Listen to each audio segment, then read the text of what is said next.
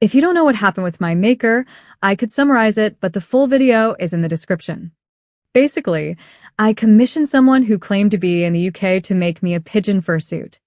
Over a year, he kept asking for money to add things that honestly should have been included, like $200 for magnetic eyelids. Weird things kept happening, like he would refuse to send update photos when I asked repeatedly.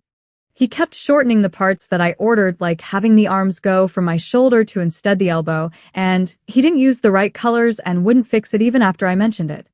Turns out, he was just reselling old fursuit parts instead of actually making them himself, and it turned out to be some sort of Pakistani scam shop.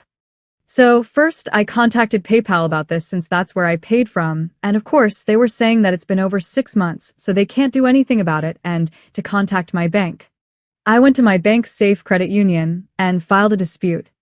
It didn't send twice, and I got annoyed with having to attach the photos and typing up everything, so I contacted a worker, and they were able to file the dispute for me. We were waiting for a response for almost 20 days, which would have given me the money automatically, but as you saw in the other screenshot, my dispute was denied.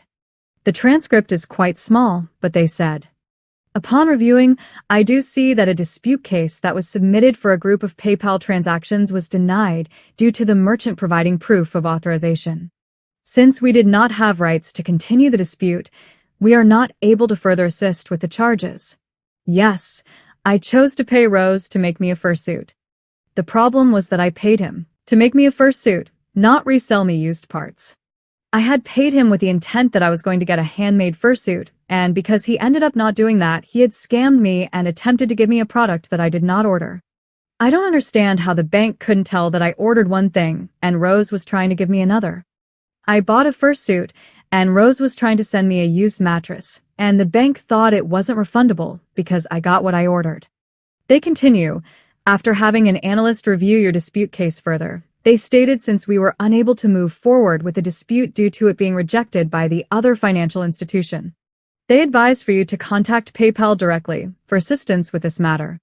Like I mentioned, I had already contacted PayPal, and because I paid Rose for my commission over 6 months ago, they could not refund me even if it was a scam.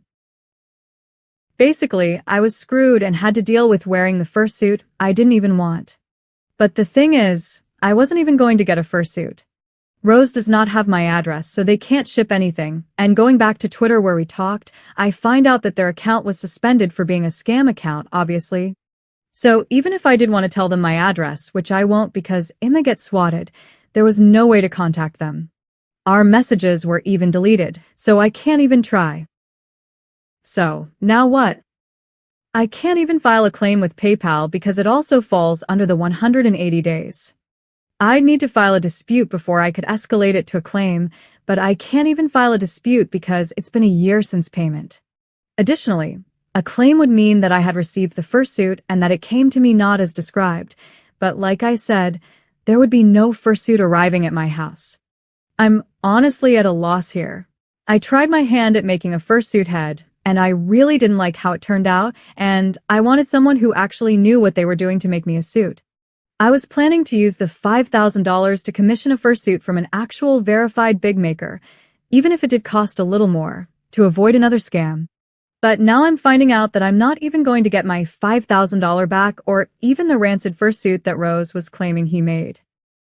I'm not going to give up on being a furry, but $5,000 is a lot of money to lose, and I'm highly frustrated at Safe for looking at this scam and not doing anything about it.